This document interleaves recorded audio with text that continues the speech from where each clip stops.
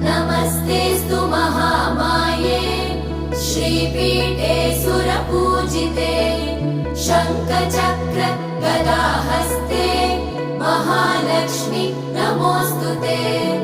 नमस्ते गरुडारूढे कोलासुरभयङ्करी सर्वपाप हरे देवी महालक्ष्मी नमोऽस्तुते। महादेव्यै च विद्महे विष्णुपत्नी च धीमहि तन्नो लक्ष्मी प्रचोदयात्।